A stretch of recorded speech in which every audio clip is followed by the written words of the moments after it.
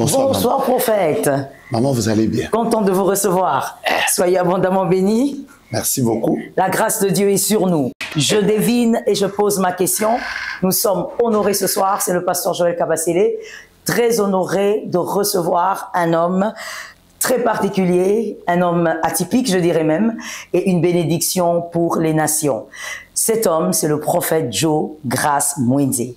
Prophète, encore une fois, bonsoir. Bonsoir, maman Joël. Comment allez-vous? Moi, je vais très bien et vous-même? Ça va par la grâce de Dieu. Moi aussi, ça va. Gloire à Dieu. Avec plusieurs voyages, plusieurs déplacements, Ouais, ça va? On arrive à se reposer? à pousser pour que le royaume aille de l'avant. Moi, ça va. Amen. Amen. J'ai le temps de me reposer et ça marche. Gloire à Dieu. Amen. Alors, prophète, on a été honoré de vous avoir dans ce meeting de famille, famille glorieuse. Ce soir, nous avons été énormément bénis. Vous avez parlé d'un homme qui a toujours été un grand modèle pour la plupart des chrétiens, mais vous nous avez révélé des choses assez pertinentes. La première chose, c'est comprendre la vie de David. Alors moi, ça m'amène à la première question. Prophète, comment expliquez-vous qu'un homme qui avait autant de connaissances sur Dieu, on va dire la révélation de Dieu, comment était-il un mauvais père? Alors, plusieurs facteurs m'ont permis d'étudier aussi la vie de David, parce qu'il faut dire qu'avec le thème qu'on a de ce grand programme, finalement, nous tous, on est rentrés étudier la Bible pour comprendre la famille toxique. Oui. Mais je vais prendre quelques faits. Le premier, c'est que vous allez vous rendre compte que David était un guerrier. Oui. Et la plupart du temps, il est passé en expédition. Et cela peut montrer déjà qu'il était un père qui était concentré à faire autre chose que rester aussi avec sa propre famille. Un père absent. David était un père absent. D'accord. De manière très claire. Et plusieurs choses se sont faites dans sa famille sans que lui-même puisse avoir un certain suivi de chacun de ses enfants. D'accord. Déjà, nous sommes dans un contexte où David lui-même n'était pas marié à une seule femme. Exactement. Donc, il avait plusieurs femmes et plusieurs enfants. Dans ce contexte-là, suivre chacun des enfants et savoir comment les préserver de la toxicité, ça pouvait quand même être assez difficile pour lui. Ça, c'est le premier élément que j'ai remarqué. David était un père absent, un père tellement occupé aux affaires de dehors qu'il s'occupait de sa propre famille, de sa propre maison. Exactement. Et ça, c'est un point important quand même. Oui. Et vous parlez aussi, quand vous parlez d'être absent, ça veut dire qu'il avait un autre environnement, là où il vivait, là où il était. Mais ça m'amène à la deuxième question, prophète. Comment faire lorsque on a vécu avec un environnement très toxique depuis qu'on est enfant? Comment faire pour être un bon père après? D'où ça va venir? On ne donne que ce qu'on a reçu. C'est vrai que quand on est sorti d'une famille toxique, il n'est presque pas possible de reproduire un autre modèle que celui auquel nous avons été exposés. Exactement. Mais quand vous commencez à étudier la parole de Dieu, en fait, vous allez vous rendre compte que Dieu est capable de changer un homme qui est venu d'une famille toxique et le ramener à rentrer dans la famille glorieuse. Amen. Prenons le cas d'Abraham. Quand vous lisez Genèse chapitre 11, vous découvrez qu'Abraham vivait dans un contexte assez compliqué. Son père, un féticheur, sa famille a vécu beaucoup d'expériences. Mais Genèse chapitre 12, d'ailleurs, c'est un nouveau chapitre. Dieu a changé carrément le chapitre 11 en chapitre 12. En commençant par l'Éternel dit à Abraham, je te bénirai, je rendrai ton nom grand. Dieu est capable de changer le chapitre de l'histoire d'un homme. Mais puisque je reviens sur David, David, par exemple, en étudiant le contexte dans lequel il a grandi, vous verrez qu'il était un fils presque négligé.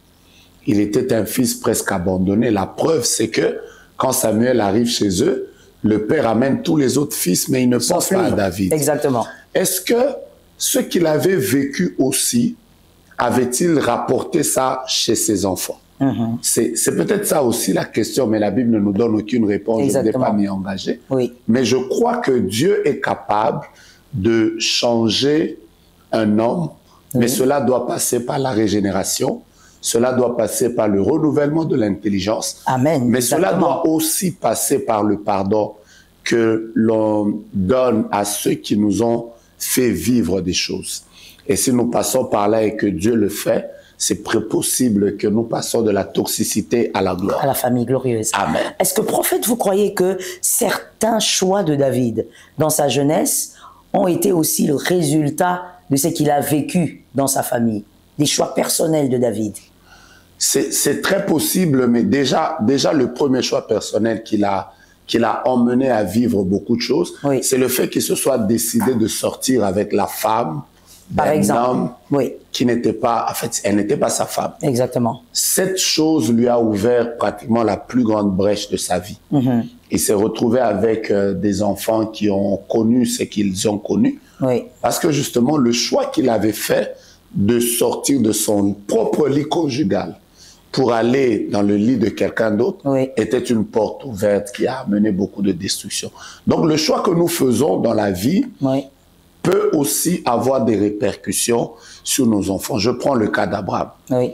Abraham a choisi le conseil de son épouse et de prendre Agar, qui était sa servante, et d'en faire une épouse. À cause de cela, la rivalité Ismaël-Isaac est née. Oui. Et aujourd'hui, nous continuons à vivre Exactement. Cette rivalité sous plusieurs formes Exactement. à cause d'un choix que Abraham avait fait.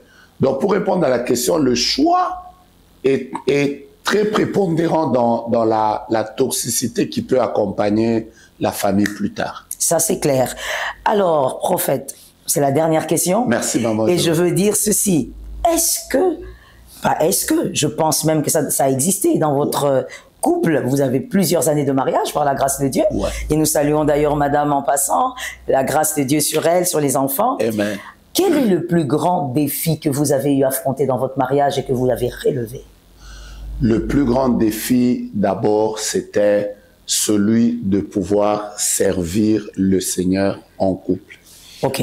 Moi, je suis venu d'un milieu qui n'était pas celui de mon épouse. Ok. Donc, moi, je suis venu du Katanga. Oui. Et j'ai trouvé mon épouse à Kinshasa. D'accord. Donc, déjà, ce n'était pas les mêmes milieux. Je donne juste un exemple simple. À Kolwezi, où moi j'ai vécu, oui. à 19h juste, il n'y a personne sur la ville.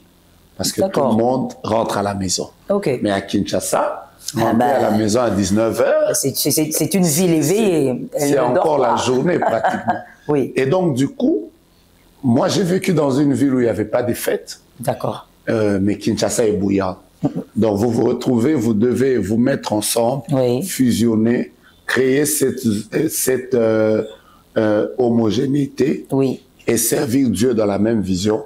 Ça a été un grand défi qui devait être résolu par beaucoup de dialogues, beaucoup de prières Exactement. ensemble et oui. tout ça. Oui. Et aujourd'hui, je rends grâce à Dieu. 20 ans après, je peux célébrer la fidélité. Gloire à Dieu. Amen. Amen. Nous voulons aussi que plusieurs familles célèbrent la fidélité de Dieu.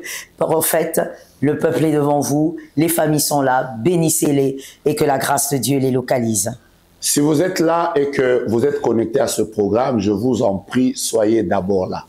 Mais je voudrais vous dire, comme je l'ai dit tout à l'heure, vous avez la meilleure famille du monde. C'est le choix de Dieu pour vous. Amen. Avant de prier pour vous, vous devez croire que vous avez la meilleure famille du monde. Amen. Et si vous croyez que votre famille est meilleure, levez vos mains et je vais prier avec vous. Père, nous croyons que tu es en train de faire un travail profond dans les vies, Amen. Profond dans les familles, Amen. Et tu es en train de briser plusieurs sortes de toxicité en amenant les familles toxiques, les faire devenir des familles glorieuses. Amen. Je prie pour mon frère qui me suit, je prie pour ma sœur, quel que soit ce qu'il a eu à vivre, par l'onction de Dieu qui accompagne ce programme, Amen. Je demande une restauration, un relèvement, et que eux également proclament la fidélité de Dieu. Amen. Que Dieu vous bénisse et que vous viviez sa gloire dans votre famille. Au nom de Jésus, Amen. Amen. Soyez abondamment bénis. C'était le pasteur Joël Kabasele ainsi que le prophète Joe Grace.